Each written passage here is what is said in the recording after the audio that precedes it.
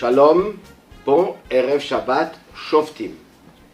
La paracha de notre semaine commence par les mots Shoftim veshotrim titen lecha bechol she'arecha.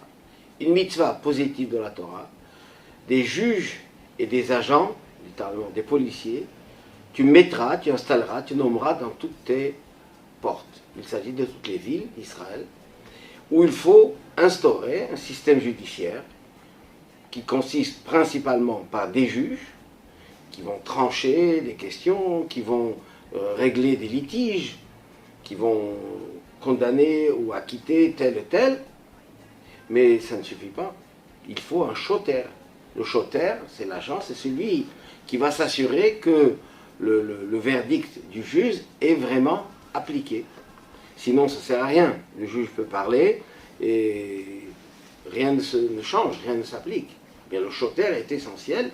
C'est lui qui impose à pratiquer la loi par une contrainte, par une amende, etc., qui fait de sorte que les personnes récalcitrantes appliquent et font ce que le juge a décidé. Ce qui est essentiel, fondamental.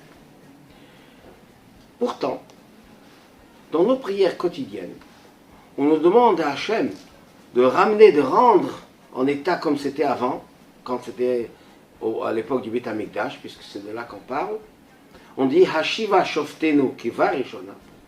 Nous demandons à Dieu de ramener, de rendre, de faire revenir nos juges comme avant. Veyoatzenu, et nos conseillers Kiva Trila, comme à l'époque. Là, on parle de juges, on demande à Hachem que le système judiciaire que nous avions se remette en place. Mais au lieu de parler de shotrim, d'agents, de policiers, on parle de yoatzim, de conseillers. Et comment on va faire pour appliquer la loi? Quelle est la finalité si on n'applique pas ce que le juge a décidé? En fait, la différence entre le shofet et le yoetz, le juge et le conseiller, c'est que le juge tranche la loi froidement. Il ne rentre pas dans les considérations, dans le droit de dire celui-là est pauvre, celui-là est riche, je vais lui faire plus, etc. Non. Il dit c'est ça la loi, et c'est ainsi qu'il faut appliquer.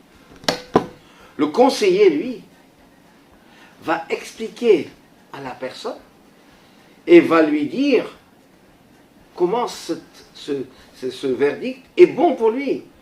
Il va le parler d'une manière à le convaincre, ce qu'on va appeler de la pédagogie, pour lui expliquer que c'est pour son bien, afin qu'il n'ait pas besoin de le contraindre, de l'obliger à appliquer, mais qu'il le fasse par lui-même. Pourquoi? Parce qu'il va comprendre que c'est pour son propre bien, et non pas une contrainte extérieure. Comme on ne grille pas un feu rouge parce qu'on comprend que c'est dangereux, ou parce qu'on a peur du gendarme.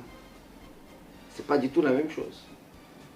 Eh bien, quand viendra Mashiach, on atteindra un niveau où il n'y aura pas d'opposition, de Yetzer Hara qui ne veut pas appliquer ce que le juge a dit. Au contraire, on attend ce que le juge nous décide et on va faire avec Simcha, avec joie. Alors il faudrait des yoatzim, des conseillers, qui vont nous expliquer comment cette chose-là, elle est bien pour tout le monde. Et c'est une justice qui va être équitable et valable pour tout le monde. On n'aura plus besoin de contraintes, d'imposition, parce qu'on va atteindre un niveau de compréhension et de connaissance tel qu'on le fera par nous-mêmes. On le fera par amour. Nous sommes la veille de la Géoula, nous sommes la veille de la rédemption, de la venue du Mashiach. On se prépare déjà pour ce monde merveilleux qui nous attend. Et déjà maintenant, on voit que s'il s'agit dans l'éducation, dans les transmissions, ce qu'on doit faire, c'est l'enseignement, l'explication, la pédagogie. Au niveau scolaire, au niveau de la communication, en expliquant les choses, non pas en imposant parce que c'est la vérité, c'est la justice, mais quand on arrive à faire les choses avec compréhension, avec amour, avec logique, alors on n'a plus besoin de contraintes. Soi-même, le Yetzer Hara ne s'oppose pas.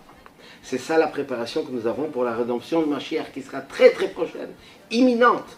On va nous sortir de l'exil. Et déjà maintenant, on fait les choses avec joie, avec enthousiasme, et Dieu nous donnera une ktiva vachatima tova, une bonne et douce année. Shabbat shalom ou mevorach.